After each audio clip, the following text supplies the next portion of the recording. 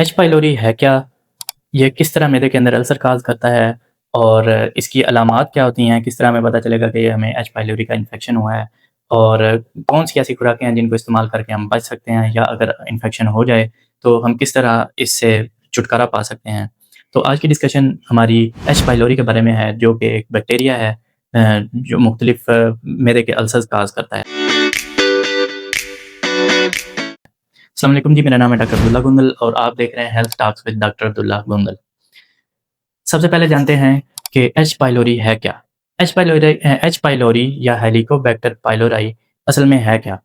H pylori एक bacteria है जो मैदे की लाइनिंग्स के अंदर रिज़ाइड करता है, और ये आम रूटीन में लोगों के अंदर प्रेज़ेंट होता है, लेकिन सिम्पटम्स नहीं काज़ करता। लेकिन जिनके अंदर सिम्पटम्स काज़ करता है उनकी जो पीएच है, मैदे की पीएच को चेंज करके उसके अंदर इन्फेक्शन काज़ करता है। इन्फेक्शन काज़ करने के नतीजे में सोज़िश होती है और फिर अल्सर्स बन जाते हैं।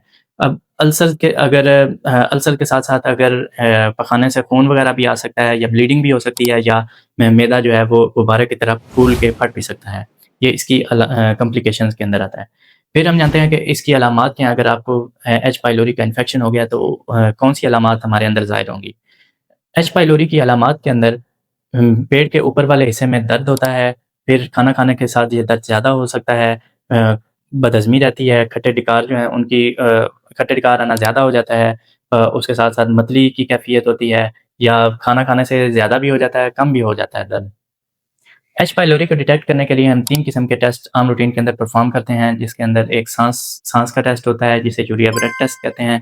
फिर एक ब्लड टेस्ट होता है, जिसके अंदर एंटीबॉडीज़ को डिटेक्ट किया जाता है, और फिर तीसरा टेस्ट होता है जो स्टूल स्टूल या पखाने का टेस्ट होता है, जो कि ज़्यादा ऑथेंटिक माना जाता है।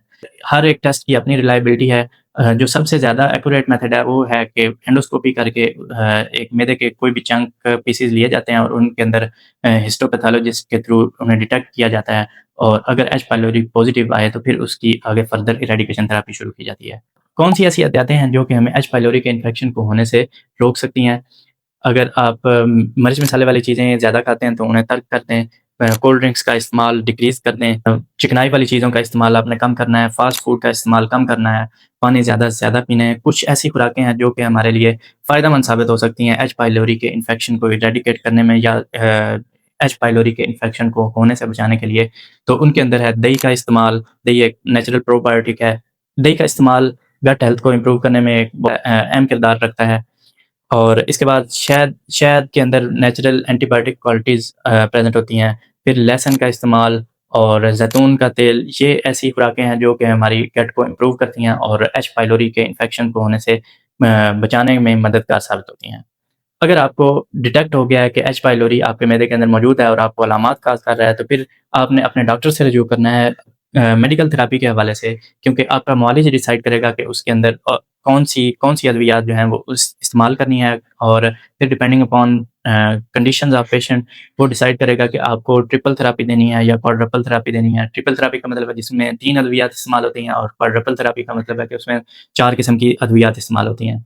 आम रूटीन के अंदर ज़्यादातर ट्रिपल थेरेपी इस्तेमाल की जाती है, जिसके अंदर 2 एंटीबायोटिक्स होती हैं और एक मैदे के तेज़ाब को कम करने वाली अद्वियात होती हैं, जिनके अंदर एंटासिड या प्रोटॉन पंप इनहिबिटर्स इस्तेमाल होते हैं, जिनके जो आम रूटीन के अंदर हम लोग यूज़ कर रहे होते हैं, जिस तरह के ओमेप्राज़ोल, पेंटोप्राज़ोल, इस तरह के जो साल्ट्स वाले अद्वियात हैं। तो उम्मीद है ये मालूमात आपके लिए मुफ़ीद साबित होंगी। अगर आपको ये मालूमात अच्छी लगें तो इसे दूसरों तक भी पहुँचाएँ, ताकि दूसरों की हेल्थ को इम्प्रूव करने में भी अपना किरदार अदा कर सकें। वस्सलाम।